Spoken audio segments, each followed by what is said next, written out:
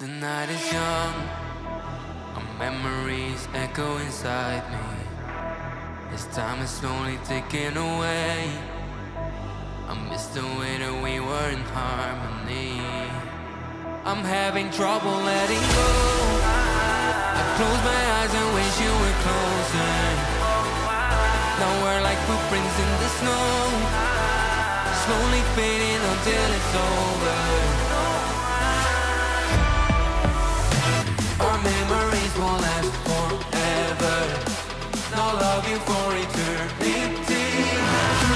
So baby, let's get back together. I'll show you what you need, a symphony.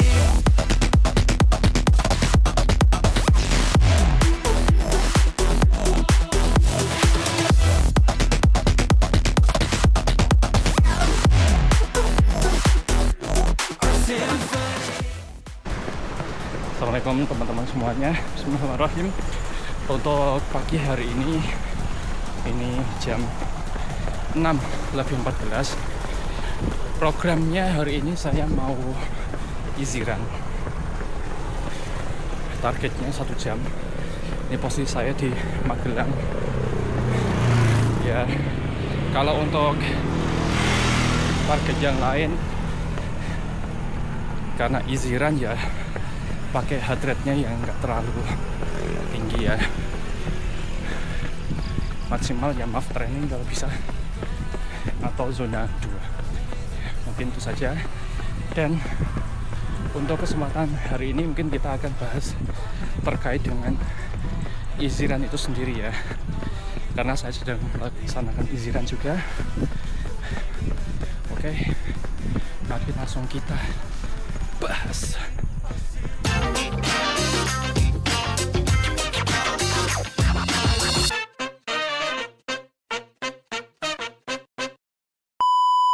Kita mulai dari definisinya dulu ya. Namanya juga iziran. Kalau bahasa Inggris ini easy, itu kan mudah. Jadi semua orang itu kalau pada kondisi iziran berarti mudah untuk dalam effortnya dalam berlari ya. Jadi easy. Sebelum kita bahas yang lain, yang harus dipahami itu adalah namanya iziran. Ini kan personal ya, mudahnya saya bisa jadi termasuk tidak mudahnya orang lain. Jadi jangan pernah kita itu membandingkan iziran kita dan iziran yang lain itu sama, karena effortnya bisa jadi sangat berbeda antara satu orang dan orang yang lain. Ya, kita lanjut lari dulu. Ini karena heartnya naik,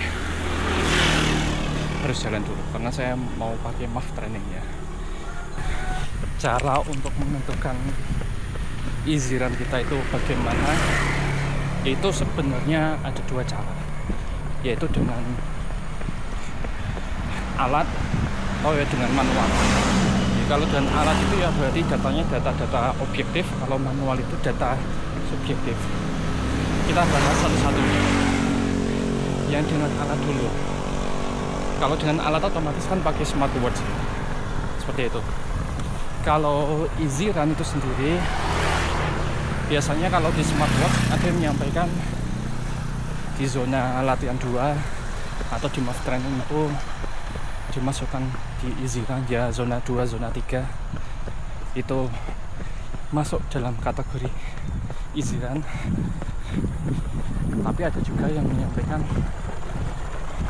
yang penting kalau ini yang data subjektif yang nggak pakai alat ya, itu masih bisa ngobrol.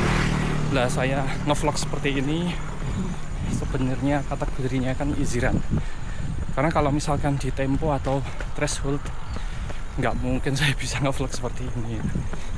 Jadi seperti itu ya. Kita lanjut lari. Maka dengan penjelasan tadi itu, iziran setiap orang itu sangatlah berbeda ya satu sama lainnya. Tidak ada kriteria kecepatan tertentu, karena bisa jadi di satu personal izirannya di pace 5, pace 6, tapi di orang lain pace 5, pace 6 sudah termasuk effortnya udah luar biasa. Contohnya mungkin teman-teman juga bisa lihat di Instagram atau di YouTube saat mewawancarai pelari Kenya. Mereka itu PES 4 aja dibilang easy run, sedangkan saya PES 4 wah udah ngap gitu. Jadi seperti itu ya. Jadi tidak ada patokan easy run itu nanti PES berapa. Bisa jadi easy run teman-teman itu di PES 8, PES 9, bisa jadi PES 10 juga. Kalau saya easy run itu antara PES 6, 7, 8 tergantung kondisi fisik saya. Lanjut lari lagi.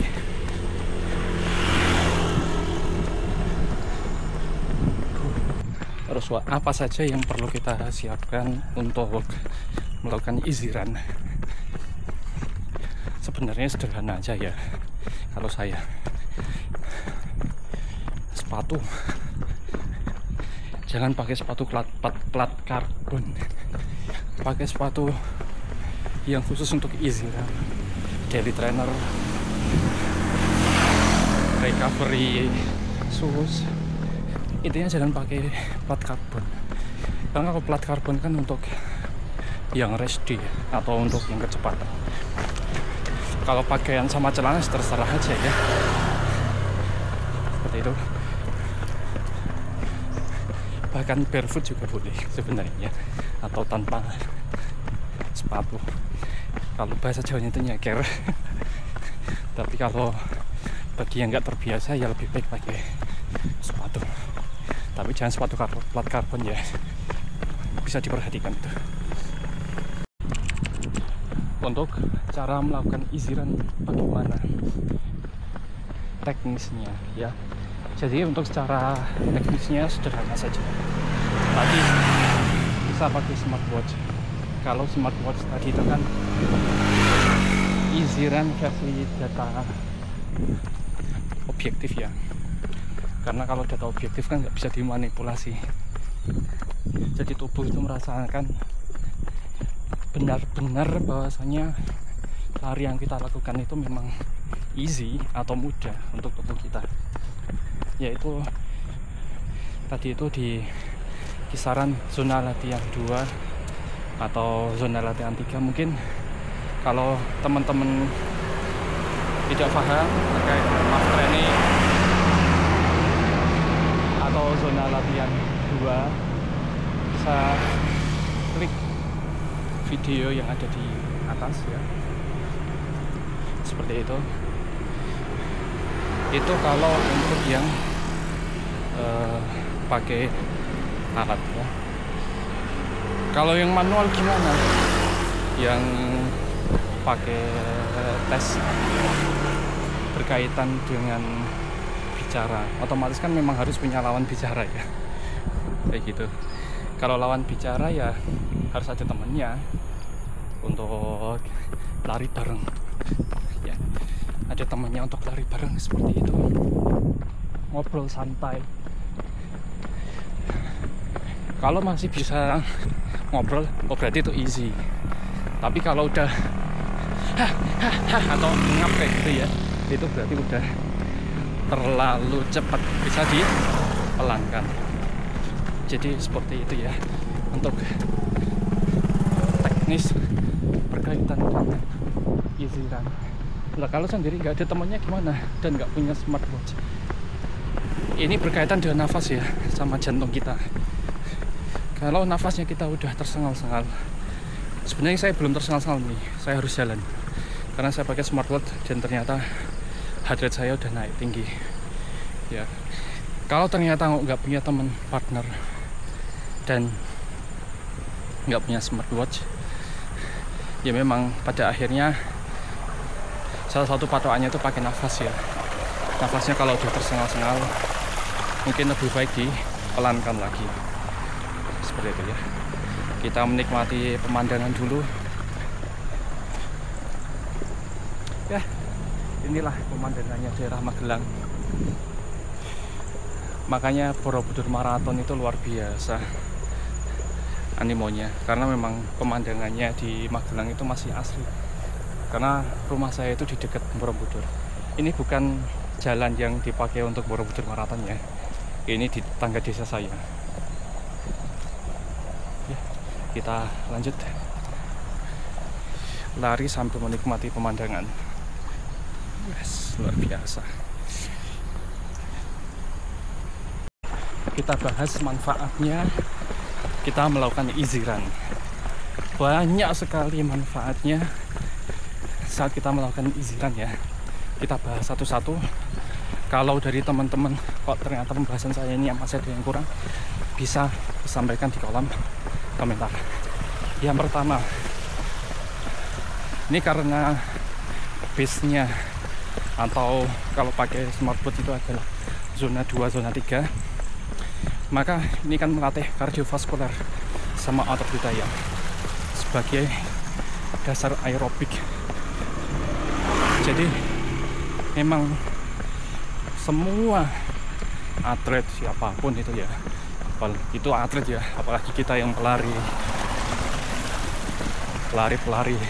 huri seperti kita, direkomendasikan ya pasti lebih banyak easy run ya, untuk melatih kardiovaskular otot-otot kita agar lebih terbiasa lagi terkait dengan aktivitas lari ini. Jadi seperti itu ya. Itu yang pertama. Yang kedua, karena ini intensitasnya itu rendah, maka mengurangi resiko cedera. Ya, paling resiko cederanya kalau misalkan kita nggak lihat jalan, kepleset atau tergilir seperti itu ya, karena intensitasnya itu rendah. Jadi baik paru-paru, sendi, lutut, otot dan lain sebagainya itu bekerjanya pasti lebih pelan, lebih slow ya. Terus untuk yang ketiga, karena ini intensitasnya itu rendah, terus kita juga pelan, ada kesempatan untuk kita itu memperbaiki running form. Jadi kan ini pelan ya, ini kita bisa ngecek landing kaki kita itu strike-nya itu pakai heel, pakai midfoot atau pakai front foot ya. Yang disarankan untuk pelari jarak menengah maupun jarak jauh itu memang disarankan pakai midfoot ya, kaki bagian tengah. Jadi kalau untuk saat easy run adalah kesempatan kita itu untuk melihat running formnya kita itu sudah benar atau belum. Jadi kita bisa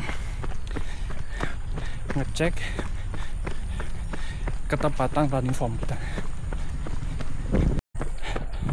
Manfaat selanjutnya, karena untuk lari easy run itu di zona 2 atau zona 3, yaitu zona fat burning atau zona aerobik ya, ini paling disenangi nih.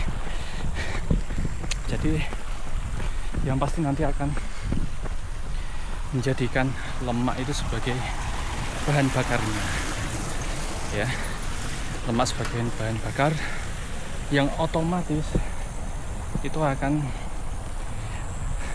efektif membakar lemak yang ada di dalam tubuh kita ya. Ini paling disenangi sama orang-orang ini, karena untuk teman-teman yang mungkin kelebihan berat badan dikarenakan lemaknya itu yang lebih banyak dibandingkan ototnya, nah salah satu olahraga yang bisa dikombinasikan dengan olahraga beban yaitu olahraga kardio.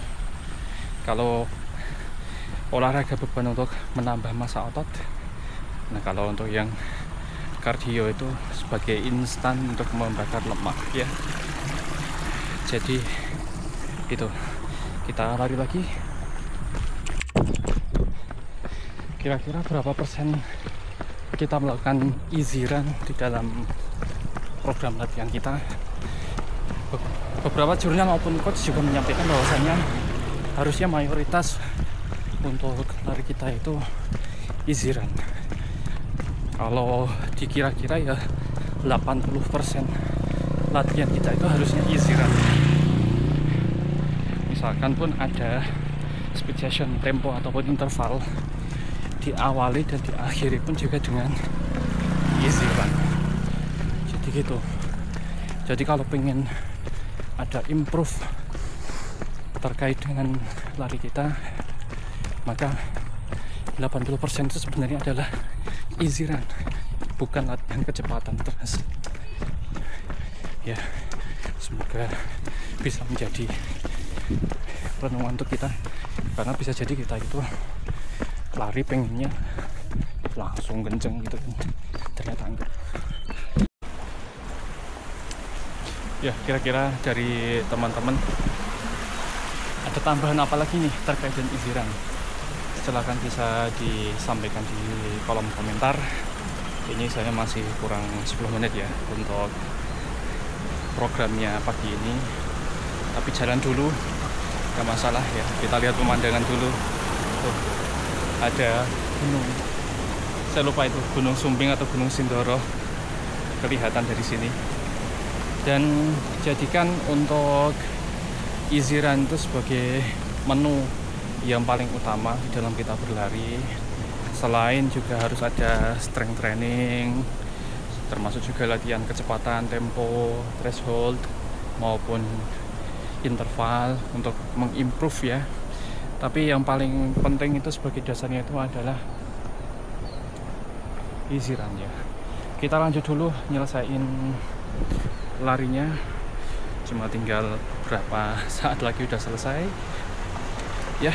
Kita lanjut dulu ya. Alhamdulillah sudah selesai untuk program lari kita 1 jam di Magelang. Alhamdulillah dapat jarak 7,38. Nanti bisa lihat aja di sini. Kalau untuk detak rata-rata, detak jantungnya 144. Berarti di zona 3, rata-rata di zona 3. Terus untuk pace-nya 8,09 ya, 8 lebih 9 detik per kilometernya. Ya, alhamdulillah sudah selesai. Kita nikmati dulu istirahat kita, sekalian pendinginan untuk memulihkan atau mempercepat recovery ya. Kita jalan-jalan sebentar. Jikalau ada tambahan informasi yang mungkin belum saya sampaikan di penjelasan tadi, silahkan bisa disampaikan di kolom komentar ya. Jangan lupa untuk like dan subscribe channel ini biar saya bisa tambah semangat untuk bikin konten yang berkaitan dengan lari ataupun dunia kesehatan ya. Jangan lupa untuk subscribe juga channelnya, tombol subscribe-nya ada di tombol sini. Saya akhiri, billahi taufiq wal hidayah. Assalamualaikum warahmatullahi wabarakatuh.